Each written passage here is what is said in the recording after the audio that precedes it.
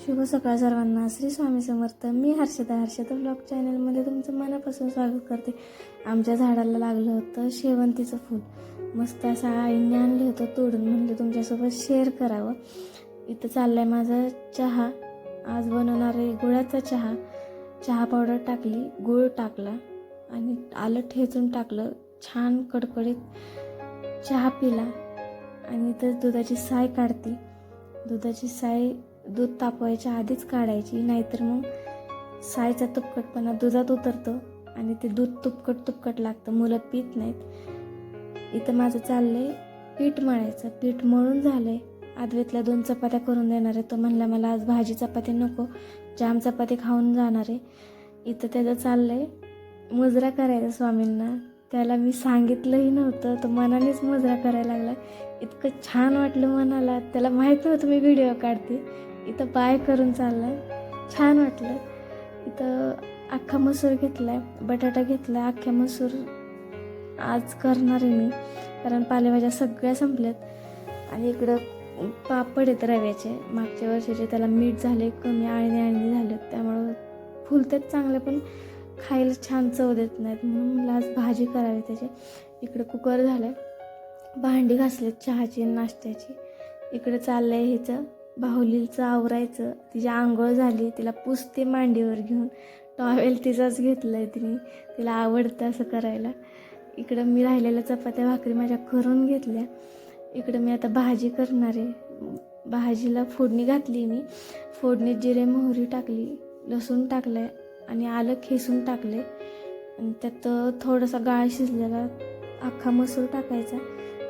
त्यात चांगले मसाले तुमचे काय असतील ते टाकायचे. चांगलं तेल सुटस्तोवर छान शिजून द्यायचं त्याला. मग त्यात अख्खा मसूर टाकायचा आणि चांगलं हलवायचं.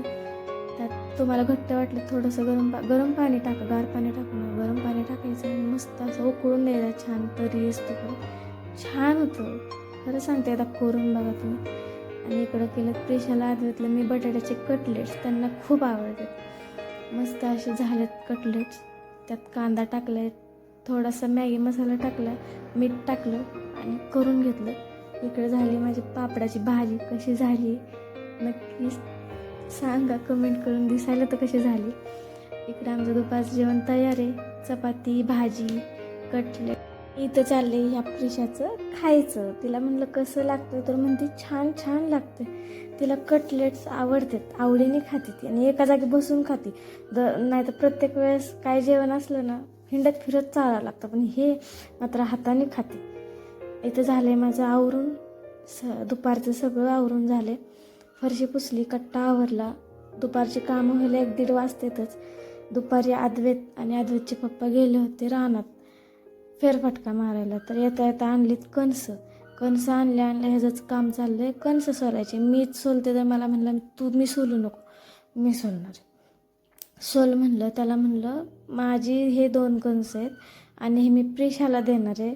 तर त्याला वाटलं खरंच प्रेशाला देणार, म्हणून तो म्हणला ठेव खाली. तर त्याचं असं आहे, प्रेशाला नाद्यातलं कणसं इतके आवडतात. दोघांना 2-2 आणली होती. त्यांना भाजून दिली. घरात बसून खावं म्हणलं तर बाहेर बसून खायला लागले. त्यांना बाहेरच काय माहीत काय आवडतं, बसून खातेतच बाहेर. आणि इकडं 4 वाजलेत. माझं चाललंय परकरला टीप मारायची.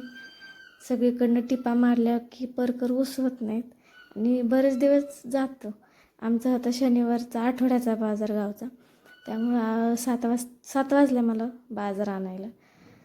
पावटा आणलाय छान ताज्या शेंगा भेटल्या. आदतला गल्ला आणलाय. तर कसं वाटलं आजचं माझा ब्लॉग नक्की सांगा. शेअर करा, कमेंट करा, सबस्क्राईब करा आणि बाय.